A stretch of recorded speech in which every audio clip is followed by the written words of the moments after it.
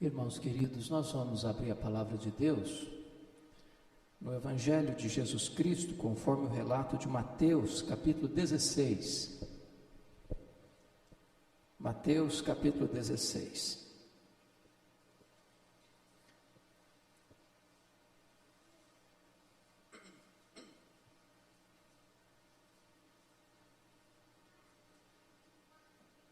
Nós faremos a leitura dos versos 13 até o verso 20.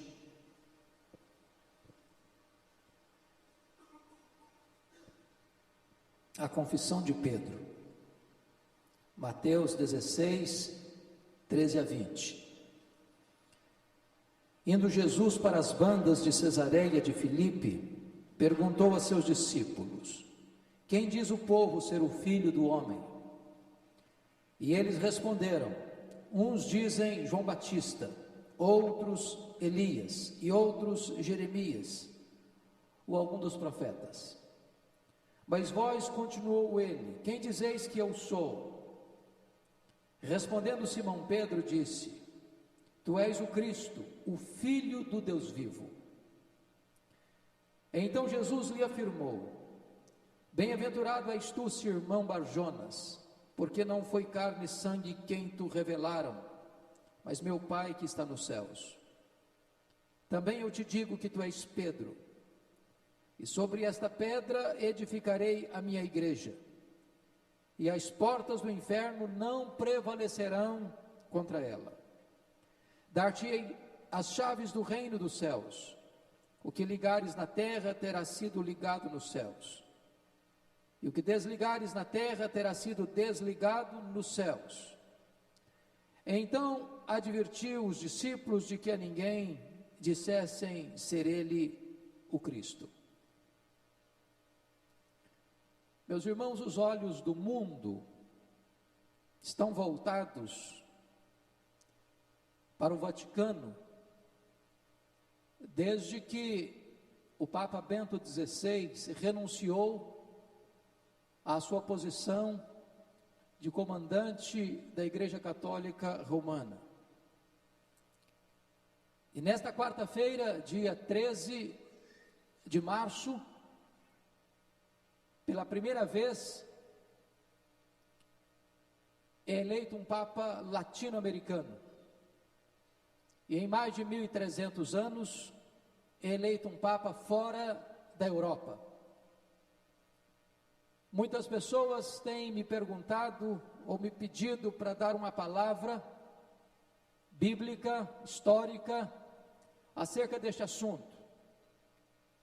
E eu achei por bem, nesta noite, trazer uma palavra à luz das Escrituras acerca deste assunto, que desperta o interesse da mídia internacional, desperta o interesse de cristãos ao redor do mundo.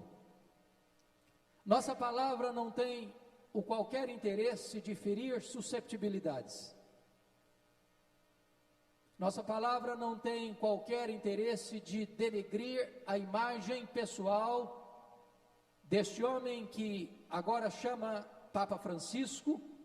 Aliás, merece nosso reconhecimento e até nossos aplausos por algumas posturas que tem assumido, como bispo de Buenos Aires, um homem que não tem se dobrado à corrupção política do seu país, um homem que tem se revelado coerente com a sua fé no que concerne a simplicidade da sua vida, e um homem que tem se colocado contra a desmandos e desvios morais que tem assolado a sua igreja, mormente nessa última década, que talvez foi um dos fatores que levou à renúncia de Bento XVI.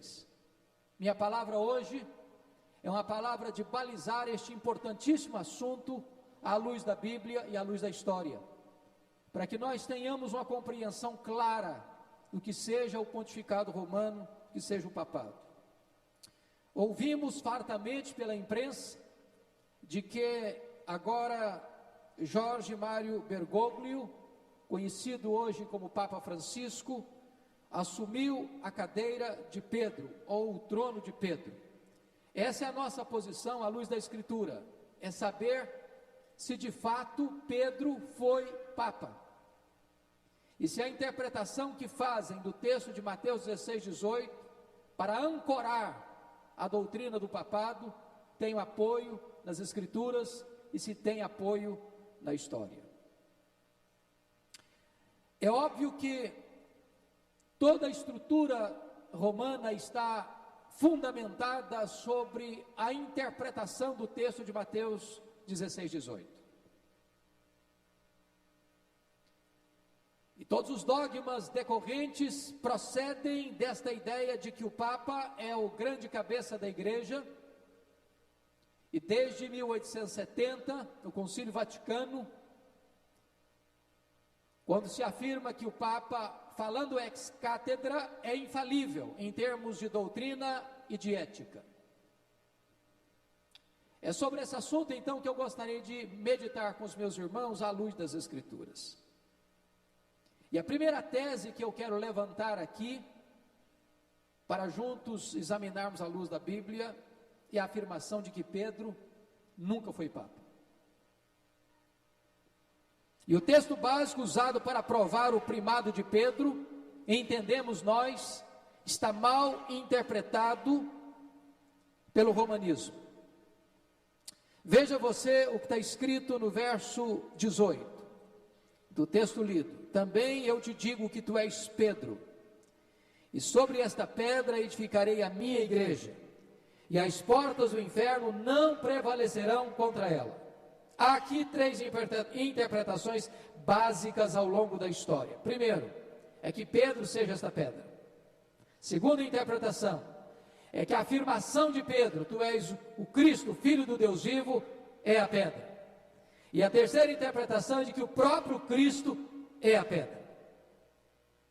Vamos examinar a ideia, então, que baliza a questão do pontificado de Pedro, à luz da exegese desse texto. A palavra Pedro no grego é Petros, e Petros significa literalmente fragmento de pedra. Enquanto a palavra pedra no grego é Petra, rocha inabalável. Notem que Petros é um substantivo masculino, enquanto Petra é um substantivo feminino. O demonstrativo grego, essa, toute, no grego, encontra-se no feminino, ligando-se, portanto, gramatical e logicamente à palavra feminina Petra, a qual imediatamente procede ou precede. O demonstrativo feminino não pode concordar em número e gênero com o substantivo masculino. Se Cristo tensionasse em afirmar que Pedro era pedra, como fundamento da igreja, ele teria dito, tu és Pedro, e sobre ti, epissoi, edificarei a minha igreja. Consequentemente, todo o contexto próximo desta afirmação não aponta para Pedro, mas aponta para Cristo. Se não, vejamos. O texto está mostrando que Jesus caminha com seus discípulos para as bandas de Cesareia de Filipe. Cesareia de Filipe é a região extremo norte de Israel, lá nas fraldas do Monte Hermon, onde nasce o Rio Jordão. E Jesus faz uma pergunta aos discípulos: quem dizem os homens ser o Filho do Homem? Jesus está querendo fazer um levantamento de opinião acerca do que as pessoas pensavam acerca dele, Jesus. E os discípulos respondem que o povo não tem uma ideia clara acerca de quem é Jesus. Uns dizem Elias, outros dizem Jeremias, outros dizem João Batista, outros dizem alguns dos profetas. Mas ninguém tinha um entendimento claro de quem era Jesus. Jesus então diminui o círculo e pergunta: e vós, quem dizeis que eu sou? E Pedro, o mais falante do grupo, o que se despontava como o representante do grupo no sentido de comunicação, responde: tu és o Cristo, o Filho do Deus vivo. Jesus imediatamente responde para ele: bem-aventurado és, Simão Barjonas, porque não foi carne e sangue quem tu revelaram, mas o meu Pai que está nos céus. Notem vocês que em seguida Jesus Cristo faz a declaração de que Ele é o fundamento da igreja, o dono da igreja, o edificador da igreja e o protetor da igreja. Mas em seguida a esse fato, Jesus vai mostrar para os seus discípulos que importa que o Filho do Homem seja entregue nas mãos dos homens para ser morto. E logo em seguida aparece o texto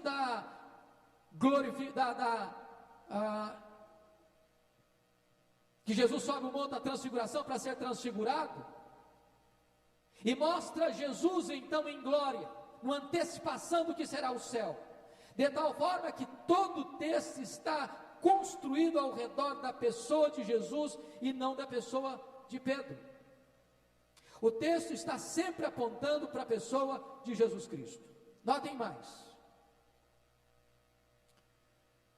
o propósito de Jesus aqui não é uma conversa particular de Pedro com Cristo, mas uma dinâmica de grupo, onde Jesus discutiu o propósito da sua vinda ao mundo. Agora, observem ainda, o contexto mostra que Jesus está se referindo a si mesmo como pedra na terceira pessoa, e ele está usando esta fala. Isso é comum no Novo Testamento. Ele diz: eu edificarei este santuário e o reconstruirei em 3 dias. Ele está usando a terceira pessoa. Lá em Mateus 21 ele usa a figura da própria pedra, que os construtores rejeitaram, na terceira pessoa. Portanto, é correto e é bíblico usar a terceira pessoa para falar de si mesmo, e Jesus usou essas expressões. E diz o texto que Jesus elogia Pedro pela inspirada declaração de que Cristo é o Filho de Deus vivo, e é sobre essa pedra, rocha, Cristo, que a igreja está edificada. Alguns teólogos romanos dizem o seguinte, que no aramaico a palavra é Cefas, está lá em João 1,42, o seu nome é Cefas, mas quando vai verter o aramaico para o grego, Cefas, se verte Cefas, que quer dizer Petros, Pedro, e não Cefas, que quer dizer Petra. Logo, Cefas não é sinônimo de pedra, Petra, mas Cefas é sinônimo de Petros, Pedro, fragmento de pedra. Notem mais, pedra, Petra é radical, Pedro, Petros, deriva-se de Petra, e não Petra de Petros, Pedro. Assim como Cristo vem também como radical, e cristão deriva de Cristo, e não Cristo deriva de cristão. Logo, quando se diz que Cristo é o fundamento da igreja, que Pedro é a pedra sobre a qual a igreja está edificada, não pode encontrar aqui amparo do ponto de vista gramatical no texto. Mas resta agora uma pergunta: se Pedro fosse a pedra sobre a qual a igreja seria edificada, precisaríamos perguntar: Pedro, o que você pensa desse assunto? O que você tem a dizer sobre esse assunto? Pedro, para você, quem é a pedra sobre a qual a igreja está edificada?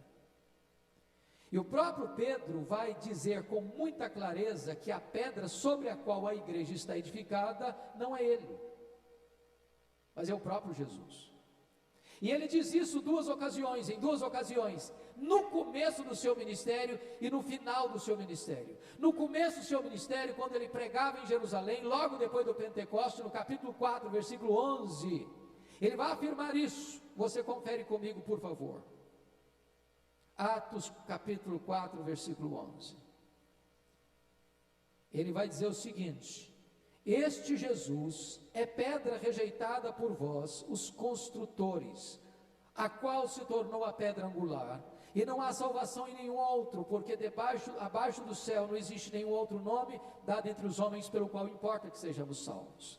Então Pedro está pregando e afirmando categoricamente que Jesus é a pedra e não ele, Pedro.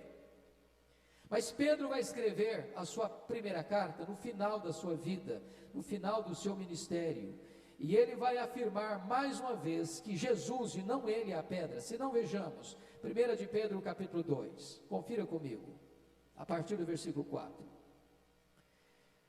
Pedro diz assim: chegando-vos para ele, a pedra que vive, rejeitada sim pelos homens, mas para com Deus eleita e preciosa.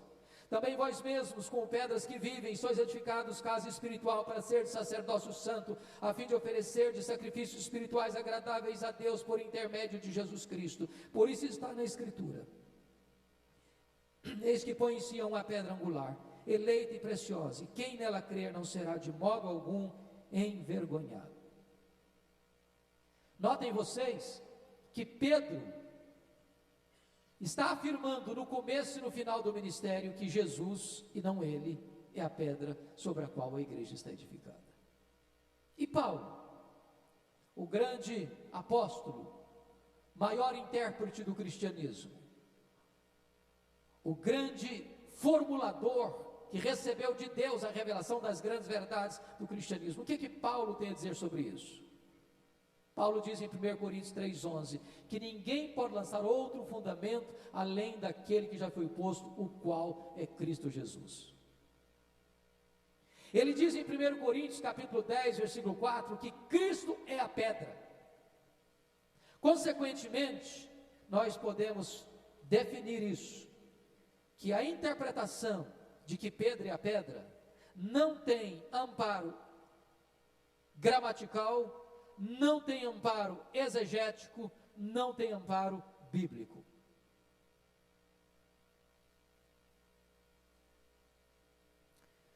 Queria que você parasse para refletir comigo agora, por que Pedro, nem qualquer outro homem, poderia ser a pedra sobre a qual a igreja está estabelecida?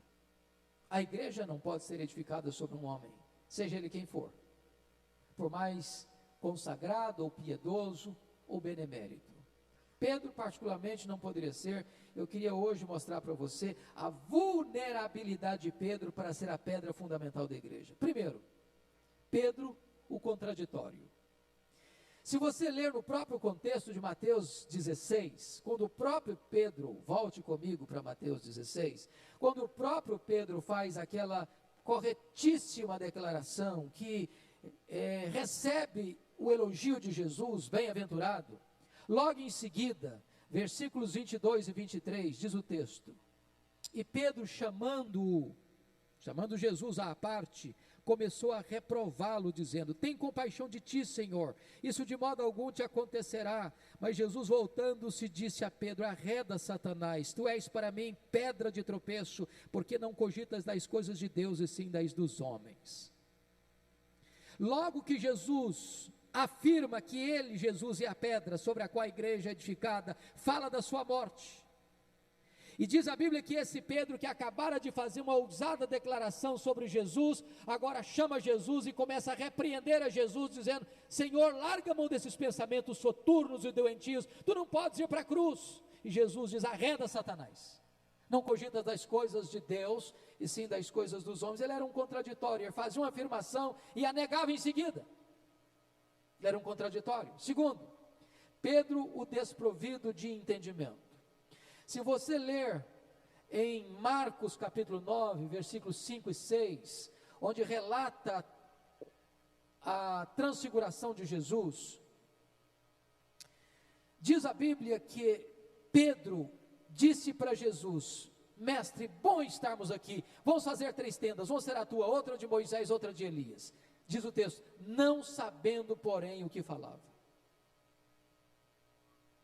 Ele não tinha discernimento. E por que ele não tinha discernimento? Ele estava aqui comparando Jesus, ou equiparando Jesus ao representante da lei, Moisés, e ao representante dos profetas, Elias, colocando Jesus apenas no mesmo nível de grandes homens. Mas Jesus não é apenas um grande homem, ele é o próprio Filho de Deus. Terceiro, Pedro, o autoconfiante. Você pode conferir depois em Lucas 22, 33 e 34, que Pedro disse para Jesus: ainda que todos te abandonem, eu jamais. Estou pronto a ir contigo para a prisão, e se preciso for, até para a morte. E desta maneira, Pedro está dizendo o seguinte: Jesus, eu não confio nos teus discípulos, nos meus condiscípulos, mas o Senhor pode contar comigo. Comigo, o Senhor pode contar, ainda que for para a prisão ou para a morte. Eu jamais te abandonarei. E vocês conhecem o que aconteceu depois. Quarto lugar, Pedro dorminhoco. Lá em Mateus 26, 40, Jesus vai para o Getsêmani, depois de celebrar a ceia, inaugurar a ceia, depois que Judas já tinha saído para traí-lo, e de Jesus desce então e atravessa o vale de Cedron, entra nas fraldas do Monte das Oliveiras, mergulha ali no jardim do Getsêmani, e chama Pedro, Tiago e João para perto dele e disse: vigiai, a minha alma está profundamente angustiada até a morte, vigiai comigo em oração. E ele vai adiante, se prostra sobre os seus joelhos em lágrimas, suando sangue, dizendo: Pai, se possível, passe de mim este cálice. Quando retornam, os três estão dormindo. E Jesus diz a Pedro: não pudeste vigiar pelo menos uma hora comigo? Diante da mais titânica batalha de Jesus, Pedro está dormindo. Quinto lugar, Pedro violento. Jesus então se apresenta para fazer a vontade do Pai. Judas capitaneia a corja que vem prender Jesus, e diz a Bíblia que Pedro saca a sua espada e corta a orelha de Malco. E Jesus diz: pode guardar a tua espada, Pedro, essa batalha não é a batalha da valentia carnal. Se eu precisasse desse tipo de ajuda, eu rogaria ao Pai, ele mandaria 12 legiões de anjos, 72 mil anjos para me auxiliar. Sexto lugar, Pedro medroso. Lucas 22, 54, diz que quando Jesus foi preso, Pedro passou a segui-lo de longe, de longe. O mesmo Pedro que devotara a fidelidade restrita, agora recua e começa a seguir Jesus covardemente, de longe. Sétimo lugar, Pedro, discípulo que nega Jesus. E é Mateus quem vai relatar esse fato, Mateus 26, 70, 72, 74, que as 3 vezes não foram apenas puras negações, não. A primeira vez ele negou, a segunda vez ele jurou, e a terceira vez ele blasfemou, dizendo: eu não conheço esse homem. Então notem que um homem tão frágil, como você é frágil, como eu sou frágil, não pode ser o fundamento sobre a qual a igreja está edificada. Mas vamos ver agora, o primado de Pedro não é reconhecido pelos demais apóstolos. Por exemplo, Pedro não nomeia apóstolo para o lugar de Judas. Se Pedro fosse o primaz da igreja de Jerusalém, se Pedro fosse o bispo da igreja de Jerusalém, se Pedro fosse o grande líder da igreja de Jerusalém, no momento em que a igreja se reúne para encontrar um substituto para Judas, Pedro teria nomeado. Mas não houve isso. Não houve uma nomeação. Está escrito lá em Atos 1, 15 a 26. Foi lançado sortes e escolhido Matias. Segundo, Pedro obedece ordem dos apóstolos. Quando a obra de Deus começa a avançar e crescer em Samaria, província de Samaria, os apóstolos enviaram, mandaram para lá Pedro e João.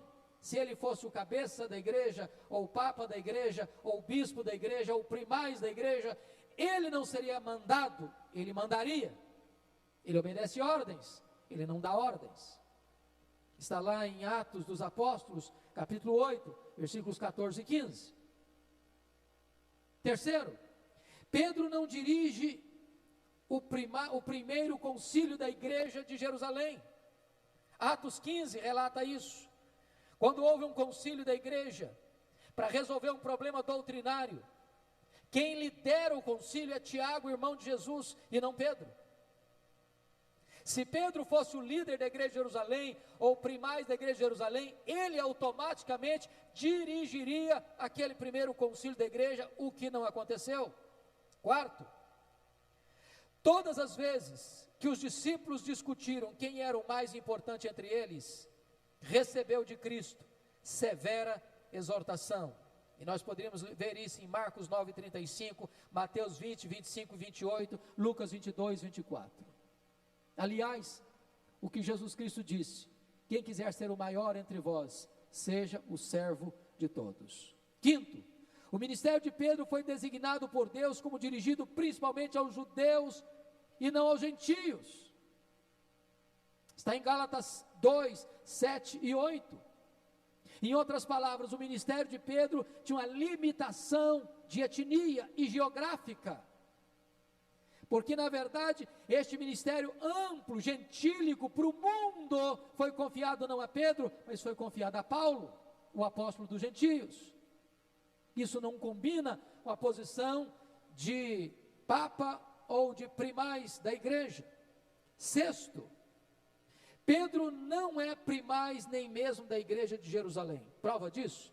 Olhe comigo, por favor, Gálatas 2:9. Gálatas 2:9. Ele não foi primaz nem mesmo da igreja de Jerusalém. Gálatas 2:9 diz o seguinte: e quando conheceram a graça que me foi dada, Tiago, Cefas e João, que eram reputados colunas, me estenderam a mim e a Barnabé a destra de comunhão, a fim de que nós fôssemos para os gentios, e eles para a circuncisão, ou seja, para os judeus. Notem vocês que Paulo diz que na igreja de Jerusalém tinham 3 colunas, 3 líderes. Quais eram eles? Vejam comigo: Tiago, Cefas e João. Não havia primado de Pedro, e nem Pedro é citado em primeiro lugar. Primeiro é citado Tiago. Sétimo, o pastor das igrejas gentílicas não é Pedro, e sim Paulo. Nós estamos olhando isso aqui exatamente nesse texto. E mais, Paulo diz em 2 Coríntios 12:11 que não se considerava inferior a nenhum apóstolo. E é ele quem diz que pesava sobre ele a preocupação com todas as igrejas. Se havia um apóstolo que tinha um ministério mais amplo, mais abrangente, mais global, mais universal, de cuidado com as igrejas gentílicas, não era Pedro, era Paulo. E ele diz isso em 2 Coríntios, capítulo 11, versículo 28. Oitavo lugar, Pedro é repreendido pelo apóstolo Paulo, porque tornara-se irrepreensível. Está isso em Gálatas capítulo 2, versículos 11 a 14. O que aconteceu? Os gentios se converteram, e diz a Bíblia que Pedro desce a Antioquia, e no começo ele se sentava com os crentes gentios convertidos a Cristo, e comia com eles. Mas de repente desceram de Jerusalém alguns membros da seita dos fariseus, e se escandalizavam com isso, porque não aceitavam que os gentios tornassem-se cristãos antes de se tornarem judeus.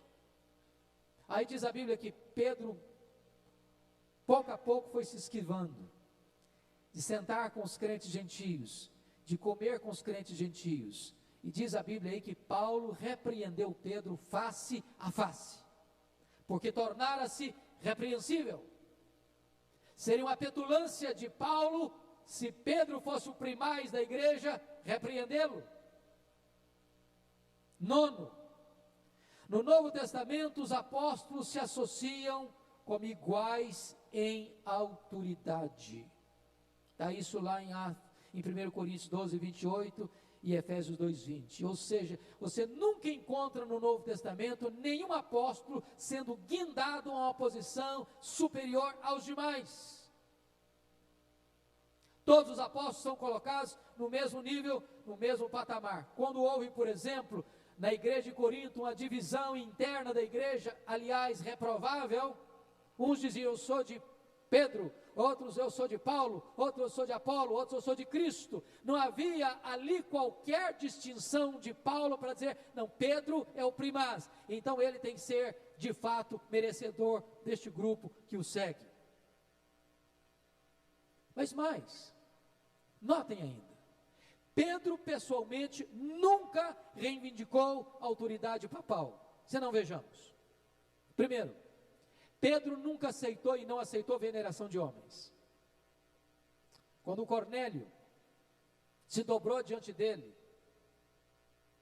e Cornélio era um gentio, convertido ao judaísmo, piedoso, que queria ouvir o evangelho. Quando ele se dobrou diante de Pedro, Pedro disse: pode ficar de pé, eu sou homem com você. Segundo, Pedro autodenominou-se em suas cartas apenas como servo de Cristo e apóstolo de Jesus Cristo, mas nunca como primaz da igreja. Terceiro, Pedro considerou-se presbítero entre outros presbíteros e não presbítero sobre outros presbíteros. Está isso na primeira carta, capítulo 5, versículos de 1 a 4. Eu, presbíteros, entre vós e não acima de vós. Quarto, Pedro, se fora papa da igreja, teria condenado muitas práticas que hoje o catolicismo aprova. Por exemplo, ele escreve na sua segunda carta, 4:3, sobre detestáveis idolatrias. Por exemplo, 1 de Pedro 5:3, ele fala sobre o erro de domínio dos líderes sobre o rebanho de Deus. Desta forma, chegamos à conclusão que nem os apóstolos aceitaram o primado de Pedro, e nem Pedro se autocolocou como primaz da igreja. Portanto, não tem base bíblica a interpretação de que Pedro é o Papa. Mas vamos ver um outro argumento. Pedro não foi bispo da igreja de Roma. Aliás, aqui estamos fechando o círculo nesse sentido. Porque a crença é de que Pedro foi bispo da igreja de Roma 25 anos, ou seja, dos anos 42 ao ano 67, quando foi crucificado de cabeça para baixo por ordem de Nero, segundo alguns historiadores. A pergunta é: será que tem base histórica ou bíblica ou histórica para provar que Pedro foi bispo de Roma de 42 a 67? 25 anos. Eu chamo a sua atenção para os seguintes argumentos. Primeiro, a Bíblia não tem nenhuma palavra sobre o bispado de Pedro em Roma. Nenhuma palavra. Aliás, a palavra Roma aparece no Novo Testamento 9 vezes. E Pedro nunca foi mencionado em conexão com ela. Não há nenhuma menção ou alusão a Roma em nenhuma de suas epístolas, exceto uma onde fala da Babilônia, que ele escreve da Babilônia, e se discute se essa Babilônia era a Babilônia Roma, como um símbolo de Roma, ou se falava de uma outra Babilônia no Oriente e não no Ocidente. A última aparição de Pedro no livro de Atos está no capítulo 15, e depois não se fala mais dele. A aparição que você vai encontrar dele logo depois está em 1 Coríntios 9:5, e ele está não em Roma, mas ele está fazendo viagens com sua mulher, porque era casado. E curiosamente, a versão católica Confraternity Version traduz esposa e mulher por irmã. Só que a palavra grega é guiné e não adelphê, e guiné não pode ser irmã, é esposa. Segundo, não há nenhuma menção de que Pedro tenha sido o fundador da igreja de Roma. Não há nenhuma menção sobre isso. Aliás, com toda certeza não pode ter sido. Possivelmente, conforme Atos 2, 10 e 11, quem fundou a igreja de Roma foram crentes que estavam no Pentecostes, naquela região, e sendo cheios do Espírito Santo e foram sendo convertidos, retornam e estabelecem a igreja. A igreja não foi fundada nem por Pedro, nem por Paulo, mas por crentes anônimos que foram a Jerusalém no Pentecostes, com toda a probabilidade. Terceiro, preste atenção nisso, no ano 60, quando Pedro escreveu sua primeira carta, segundo alguns estudiosos, ele não estava em Roma. porque muitos exegetas não aceitam Babilônia, conforme está lá registrado na sua primeira carta, capítulo 5, 13, como sendo Roma, mas como sendo a cidade do Oriente. Quarto lugar, Paulo escreve sua carta à igreja de Roma no ano 58. Portanto, se Pedro fosse papa ou bispo de Roma de 42 a 67, Pedro estaria no auge do seu pontificado em Roma. Paulo escreve a sua mais importante carta à igreja de Roma e não menciona Pedro. E notem vocês, nesse período, Pedro estaria dirigindo a igreja de Roma, como líder da igreja de Roma. Agora veja comigo o que Paulo escreve em Romanos 1,13, por favor.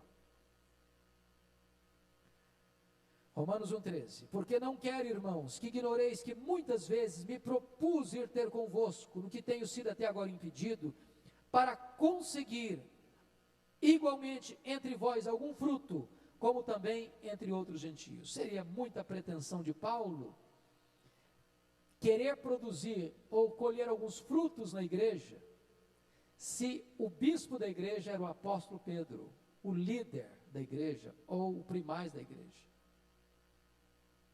Por que Paulo diz isso? É porque certamente Pedro não está lá nesse tempo.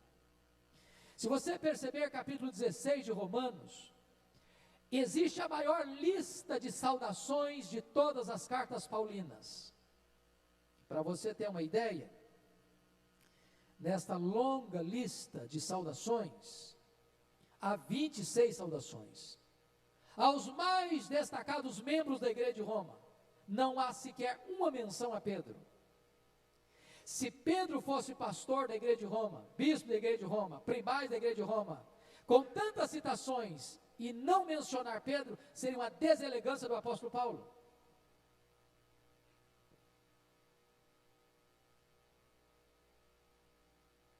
Agora veja comigo, Romanos 1,11, Paulo diz assim: porque muito desejo ver-vos, a fim de repartir convosco algum dom espiritual, para que sejais confirmados. Se Paulo escreveu isso em 58, no auge do suposto pontificado de Pedro em Roma, seria uma desconsideração com seu colega de apostolado, Pedro, dizer que queria ir para repartir algum dom, para que eles fossem confirmados. E onde está o apostolado de Pedro? Não os teria confirmado? Pedro seria relapso no seu ministério? Precisaria de Paulo estar lá para ver esses resultados? Por que Paulo diz isso? É porque Pedro não estava lá. Se você perceber Romanos 15, 20, por gentileza, quando Paulo diz assim: esforçando-me deste modo por pregar o evangelho onde Cristo já não for anunciado, para não edificar sobre fundamento alheio. Se Pedro fosse o bispo de Roma, então Paulo não estaria dessa forma sendo coerente com o que está escrito aqui, porque o fundamento já estava edificado sob o apostolado de outro homem, chamado Pedro. Agora notem mais, Paulo escreve cartas de Roma, agora não está escrevendo para Roma, agora Paulo já está em Roma, na sua primeira prisão, nos anos 61 a 63, e ele escreve as cartas aos Efésios, aos Filipenses, aos Colossenses e a Filemon, 4 cartas, e ele manda saudações de muitos crentes de Roma para essas igrejas, e não menciona sequer o apóstolo Pedro. Seria uma desconsideração de Paulo se Pedro morasse em Roma e fosse pastor da igreja de Roma. Mais do que isso, 2 Timóteo capítulo 4, ele menciona que na sua segunda prisão, isso por volta do ano 66, 67, quando Pedro ainda, segundo o entendimento, era primaz da igreja de Roma, dizendo que na sua primeira defesa ninguém foi a seu favor. Onde estaria Pedro? Não ajudaria o colega? Ele diz que todos o abandonaram, só Lucas está comigo. E onde está Pedro? Por que que ele não menciona Pedro? A única resposta plausível que você tem é que Pedro não estava lá.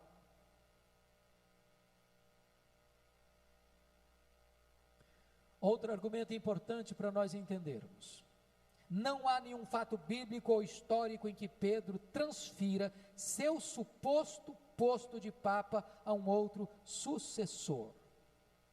Aliás, não existe sucessão apostólica no Novo Testamento. Para vocês terem uma ideia, quando Judas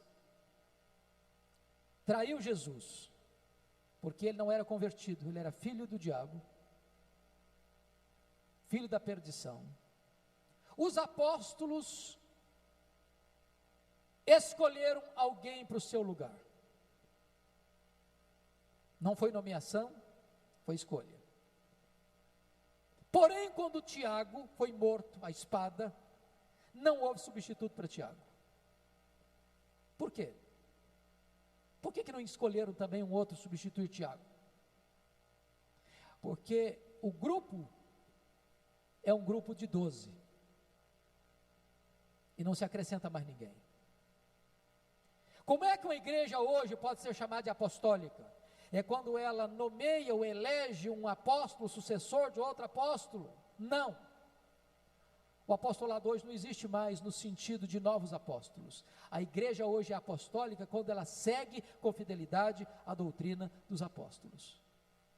Consequentemente, não há no Novo Testamento essa ideia de sucessão apostólica, de que Pedro foi o primeiro papa e todo papa é sucessor de Pedro. Outro argumento importante: os pais da igreja e os reformadores nunca acreditaram no bispado de Pedro em Roma. Se Pedro tivesse sido bispo de Roma, certamente os pais da igreja teriam validado isso, teriam mencionado isso.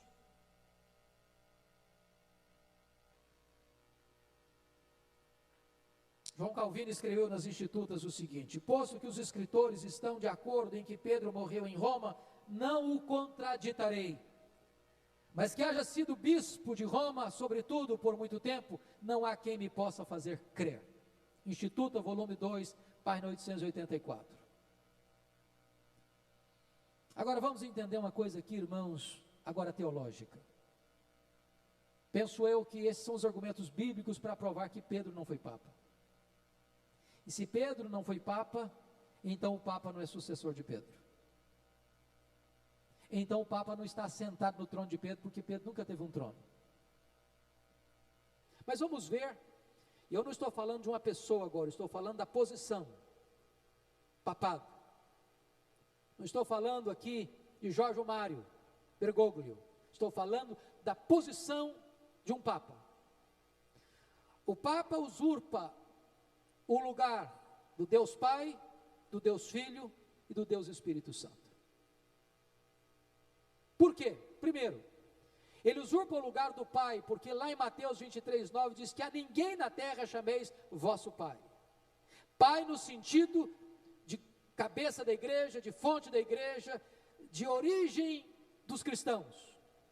Só Deus é o nosso Pai nesse sentido. Então, quando ele se diz papa, pai, a palavra papa significa pai, está contrariando esse ensino de Mateus 23, versículo 9.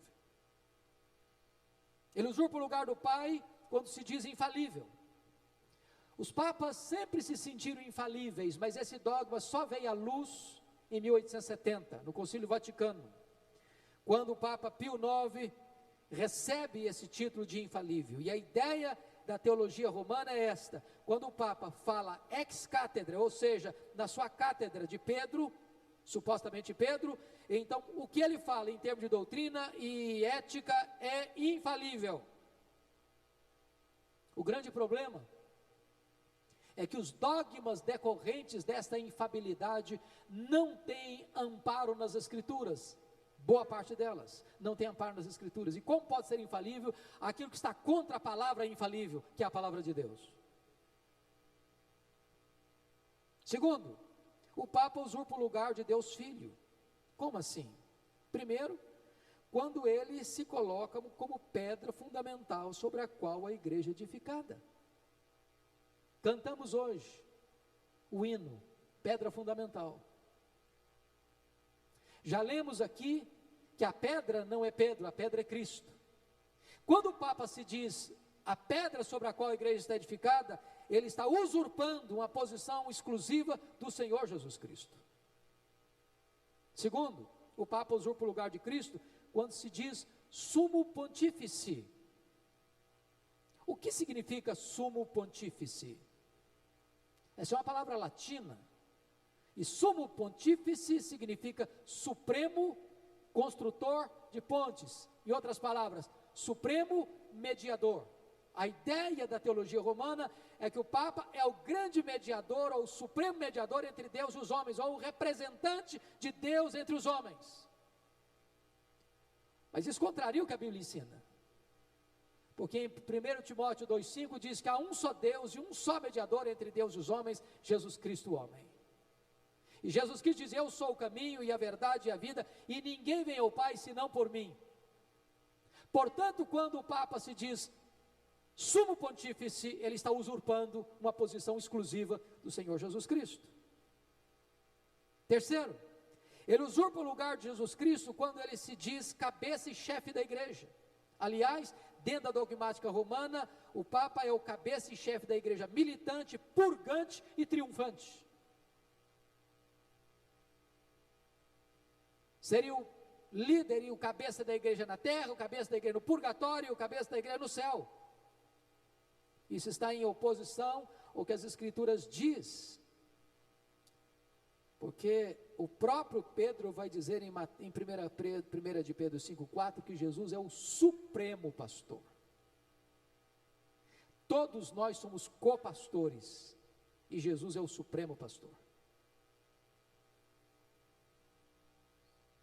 Quarto, o Papa usurpa o lugar de Cristo quando reivindica a preeminência jurisdicional. O único que tem preeminência na igreja de Cristo é Cristo.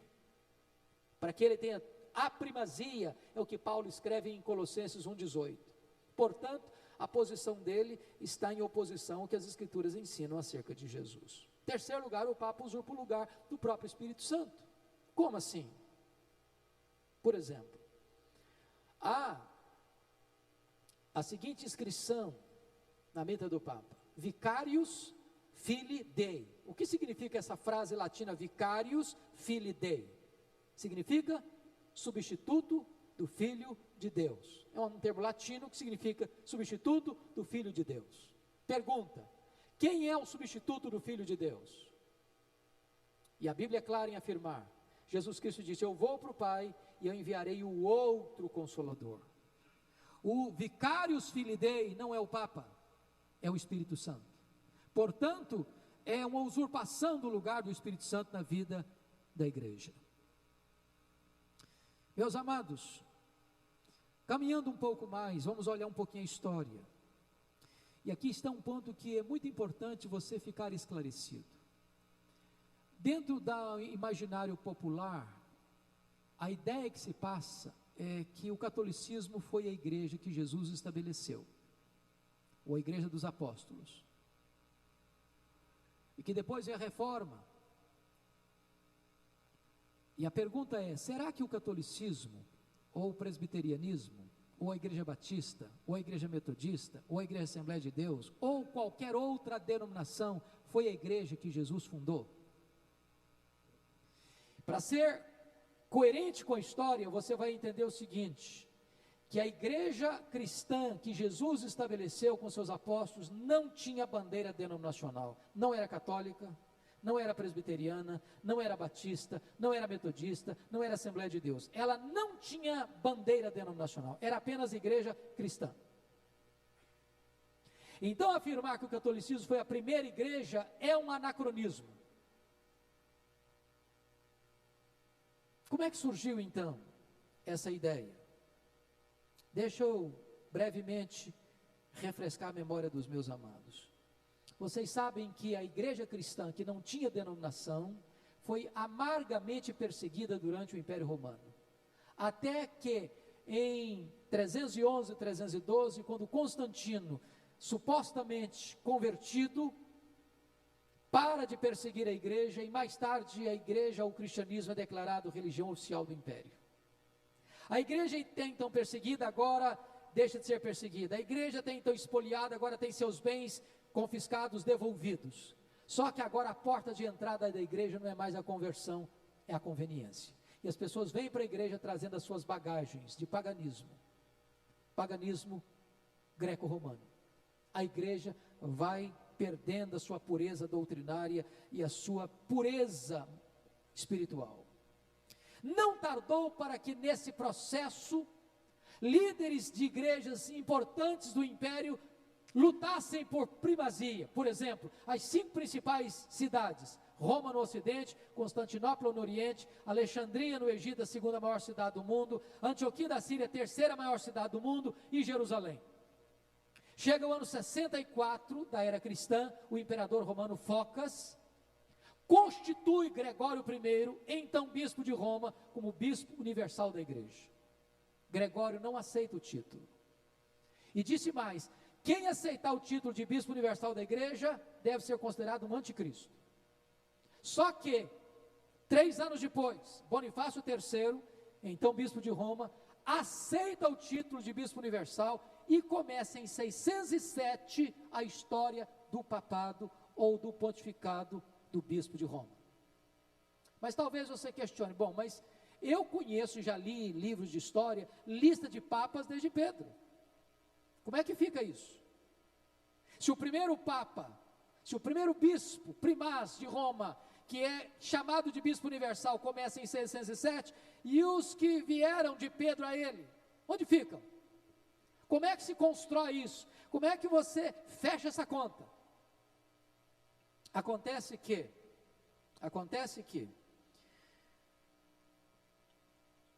Nicolau I, que foi o primeiro papa a usar a coroa, servindo-se do documento espúrio das falsas decretais de Isidoro, vai criar a solução para esse problema. Se cria na França um documento chamado As Falsas Decretais de Isidoro. Para você conhecer esse assunto melhor, eu convido você para ler um livro que não é escrito por um protestante, escrito por um católico romano, muito conhecido no Brasil, chamado Rui Barbosa. Aliás, o livro não é dele, o livro é de Janus. Rui Barbosa escreveu o prefácio do livro, O Papa e o Concílio. E a primeira obra que tenho eu ciência de que o prefácio representa 70% da obra. E Rui Barbosa escreve este livro, O Papa e o Concílio, para desconstruir a ideia do papado, sobretudo da infalibilidade papal. E Rui Barbosa vai afirmar que as falsas decretais de Isidoro foram o maior embuste da história da humanidade, porque as falsas decretais de Isidoro legitimaram historicamente o papado a partir de Pedro,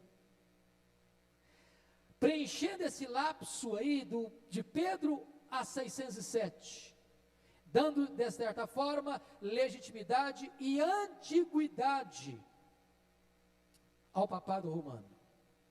E Nicolau I, no seu pontificado de 858 a 867, foi o primeiro a usar a coroa, servindo-se do documento espúrio, as falsas decretais de Isidoro.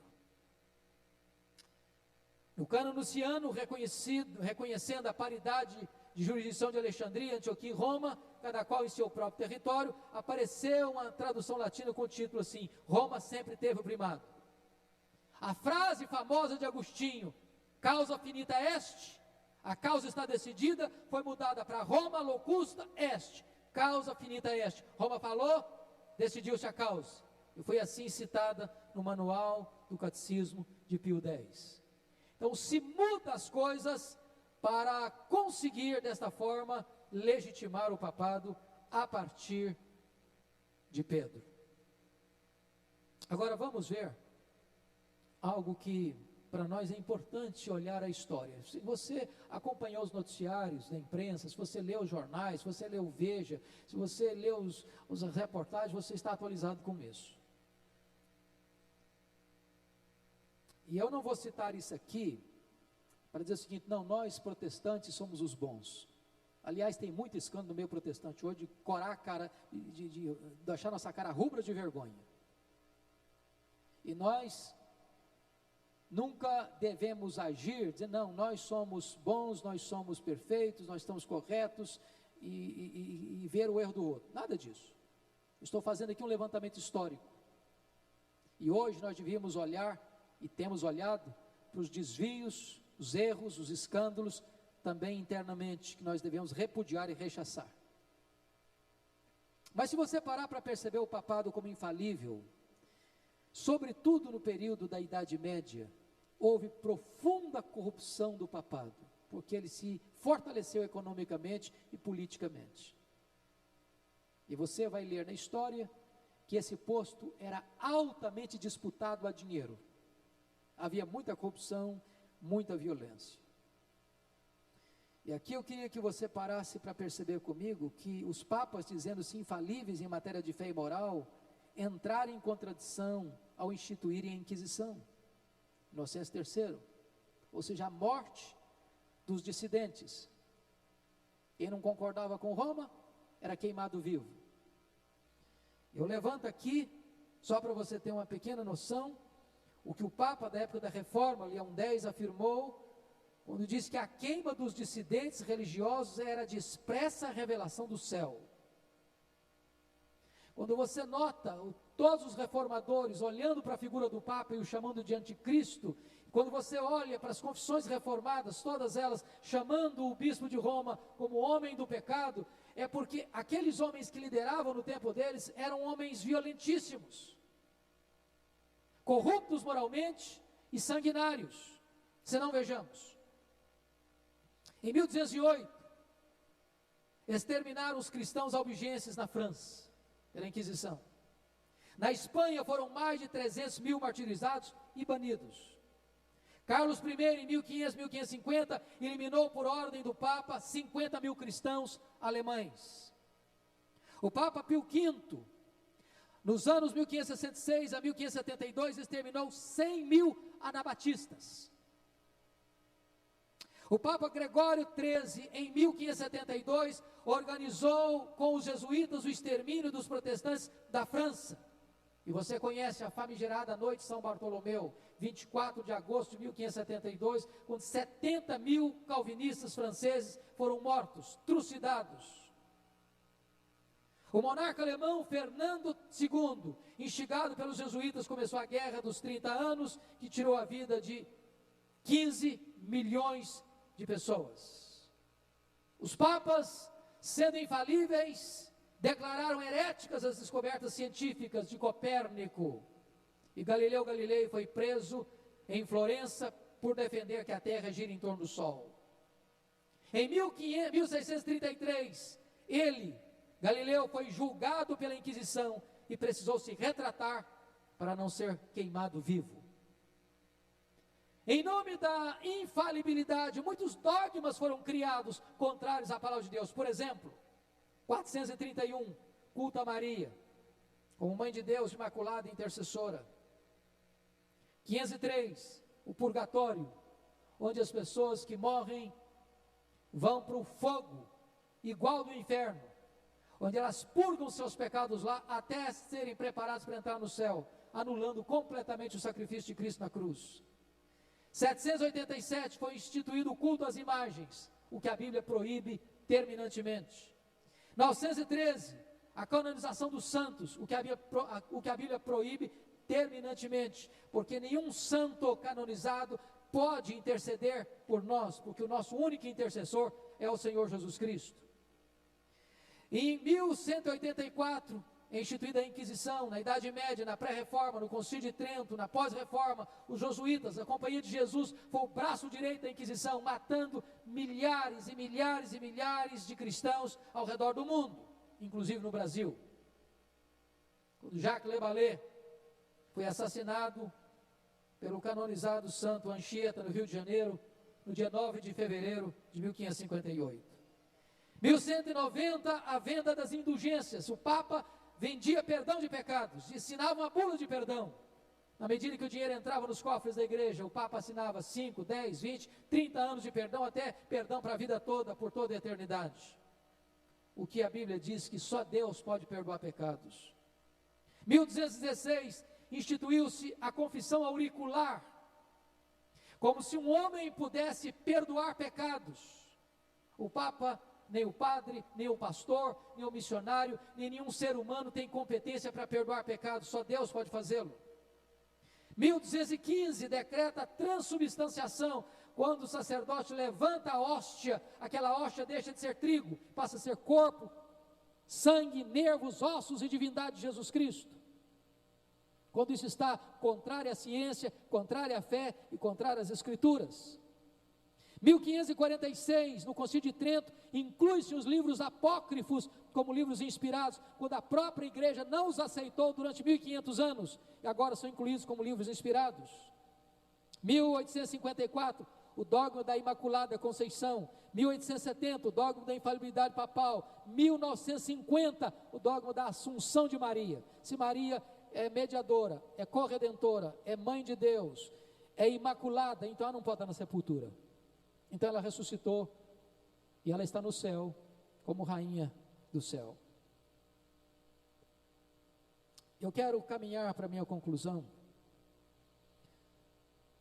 dizendo que a partir do Concílio Vaticano II, na década de 60, houve uma mudança radical de ênfase dentro do catolicismo. E a partir daí nós temos papas que são reconhecidamente homens de reputação, no mínimo socialmente irrepreensível. Temos o Papa João XXIII, que começa esse processo, o Papa Paulo VI, que dá prosseguimento a esse processo. Depois vem o Papa João Paulo I, que teve um pontificado muito curto. Depois vem João Paulo II, que teve o terceiro mais longo pontificado da história. Vem Joseph Ratzinger, Bento XVI, que sempre foi, nos últimos tempos, o maior teólogo do catolicismo, e agora o simpático Papa Francisco, que tem já granjeado a simpatia da imprensa internacional, como um homem simples, como um homem que na sua terra sempre confrontou a corrupção política, e sempre viu uma vida muito simples, andando de metrô e deixando de lado todas as regalias que poderiam ser oferecidas a ele. Qual era a tese? Agora, em vez de perseguir os dissidentes chamados, vamos nos aliar a eles. Então começa a grande bandeira do ecumenismo. E muitas igrejas protestantes, seduzidas por essa proposta, aliás, muito comum no século 20 e 21, porque nós estamos hoje dominados pela ideia da pós-modernidade, que não existe uma verdade absoluta, você tem a sua verdade, eu tenho a minha verdade, você tem o seu Deus, eu tenho o meu Deus, você tem a sua igreja, eu tenho a minha igreja, você tem a sua religião, eu tenho a minha religião, cada um tem a sua verdade. Então por que não darmos as mãos? Então por que não trabalharmos juntos? Então por que não sermos uma grande fraternidade? Então por que não fazermos uma inclusão sem questionar nossas diferenças?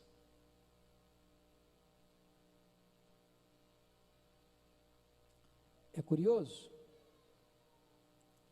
é que a proposta ecumênica não era de fato uma igualdade geral, era para que todas as igrejas dissidentes viessem para o guarda-chuva e a proteção do bispo de Roma. Por exemplo, se você ler a Constituição Dogmática Lumen Gentium do Concílio Ecumênico Vaticano II, promulgada em 21 de novembro de 1964, está escrito: pois o Romano Pontífice, em virtude do seu munus de vigário de Cristo e pastor de toda a igreja, possui na igreja poder pleno, supremo e universal.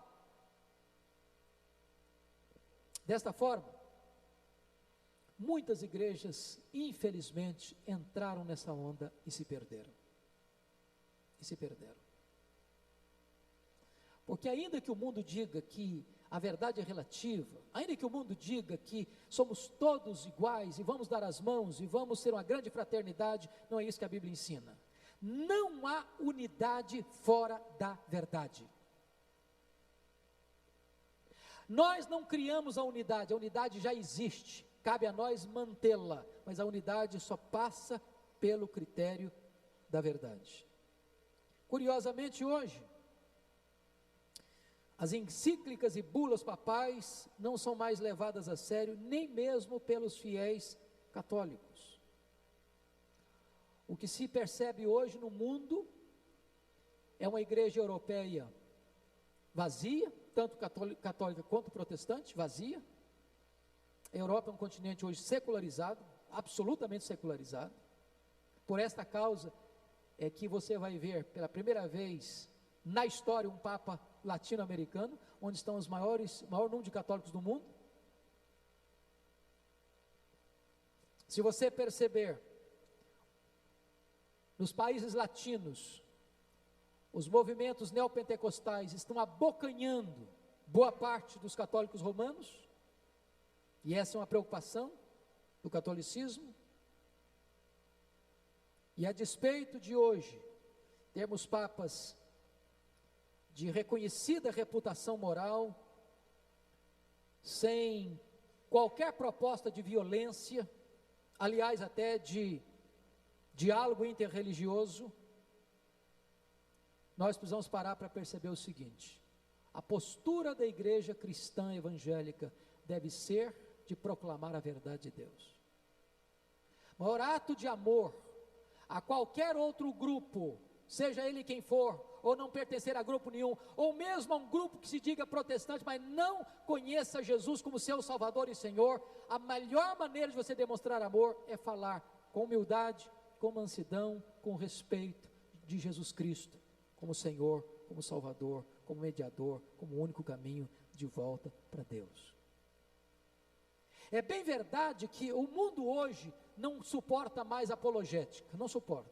Talvez alguém que está aqui hoje possa até estar estranhando essa atitude hoje aqui. Porque a nossa sociedade contemporânea, regida pela pós-modernidade, não tolera mais a discussão das ideias. Queremos sentir, não queremos discutir, não queremos pensar. Mas a reforma nos deu essa herança, precisamos pensar. A nossa fé não pode ser uma fé de segunda mão. A nossa fé precisa ser calcada não em concílios, não em decisões de igrejas ou de concílios, não em bulas papais, ou de bispos, ou de pastores, ou de concílios. A nossa fé está fundamentada única e exclusivamente na palavra de Deus. E é na palavra de Deus que nós devemos firmar a nossa fé.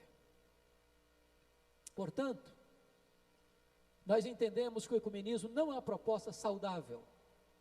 Não é saudável. Jesus Cristo só tem uma igreja.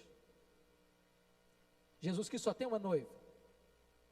E essa igreja não é a católica. Essa igreja não é a presbiteriana. Essa igreja não é a batista. Essa igreja não é a metodista. Essa igreja não é a Assembleia de Deus. Essa igreja não tem nenhuma denominação, bandeira. A igreja de Cristo é única.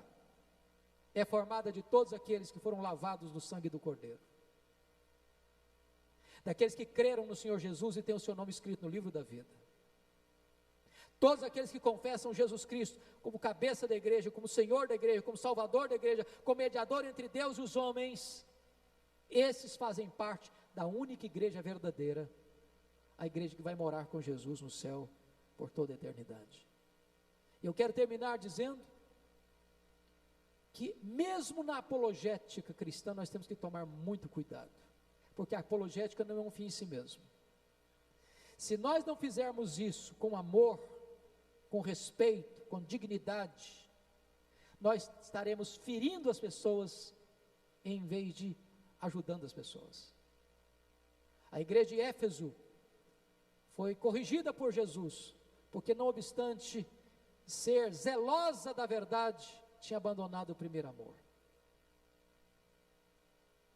Nós não cremos no evangelismo da brutalidade, da hostilidade, de ferir pessoas, de machucar pessoas. Nós temos que respeitar e amar as pessoas, para que tenhamos acesso ao coração delas, para levar a elas a única mensagem salvadora, a mensagem do Evangelho, a mensagem do Senhor Jesus Cristo. Que Deus nos ajude Que Deus os abençoe e que a igreja prossiga resoluta, firme, fiel, perseverante em andar com Deus, em conhecer a Deus e torná-lo conhecido. Pastor.